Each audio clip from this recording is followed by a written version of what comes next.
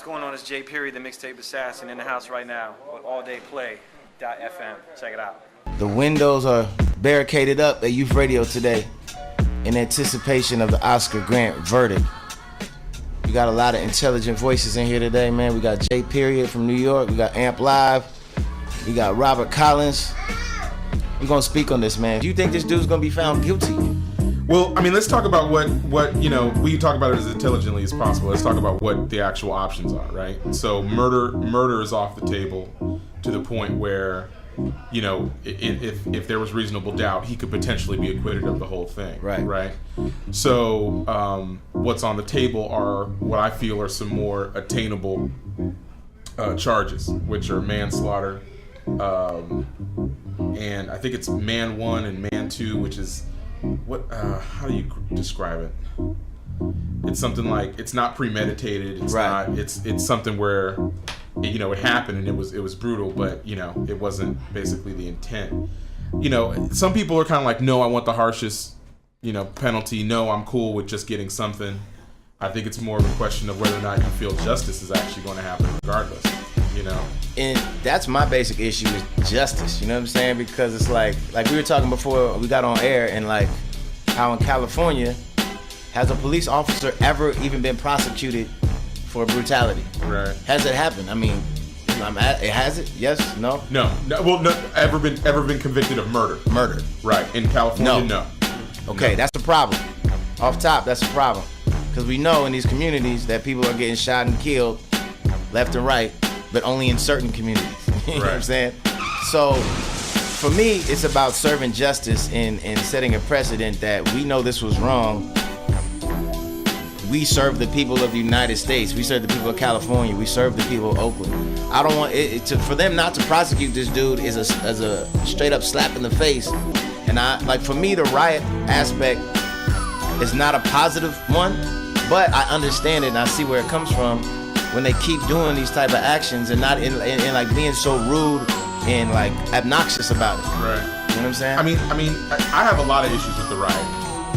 I have an issue because a lot of the damage and destruction and like the civil space that happens isn't even by people that are actually frustrated sometimes. Sometimes it's by people that just want to get out and do the anarchy thing. Right. Sometimes it's by, you know, a lot of the people get hurt are the young people that are just out there and don't know how else, they don't have any other platform to vent their frustration. You know, some people kind of thrive off energy like this.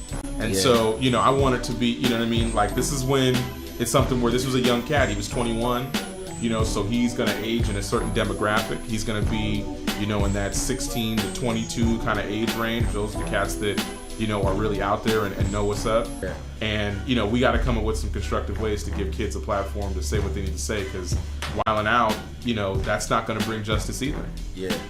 And that's the cold part about it, because I was out there last time when the riots was jumping, just taking footage and everything. There's a lot of journalists, a lot of people just filming. But I saw a lot of like the black bloc cats, you know, the anarchist dudes out there like setting stuff on fire, and then there's like a lot of teenagers, 16, 17 years old, running around just juiced and amped up, but like following these cats. And then who's going to jail though? Who's going to juvie? Exactly. It's like, it's the youngsters with, you know what I'm saying, in my opinion, more to lose because they have more of a future ahead of them.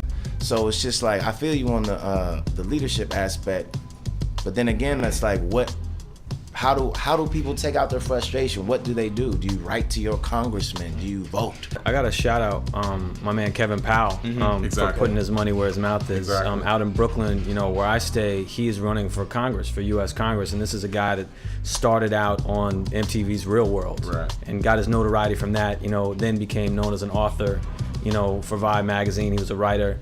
And now that's pretty much what he's doing. He's putting his money where his mouth is. I was just in Los Angeles DJing a fundraiser for him, and a lot of people came out, and that was the prevailing sentiment, is where are the people like this? Right. And I think that for someone like him who understands the community and comes from a ground level, you know, single parent family, you know, growing up in the projects basically, that is a great role model. But I think the problem is that there really aren't a lot of those models for people.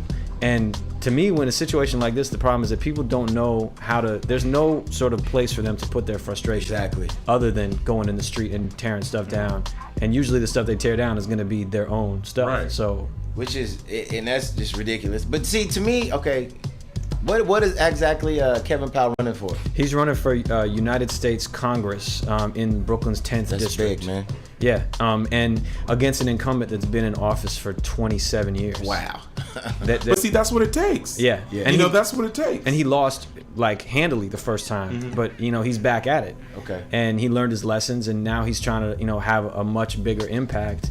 And it's like anything. You gotta, to get inside of the system, you have to deal with all of the hypocrisy and the bureaucracy. Right. And most people don't want to deal with that. Right. I think attention spans are short.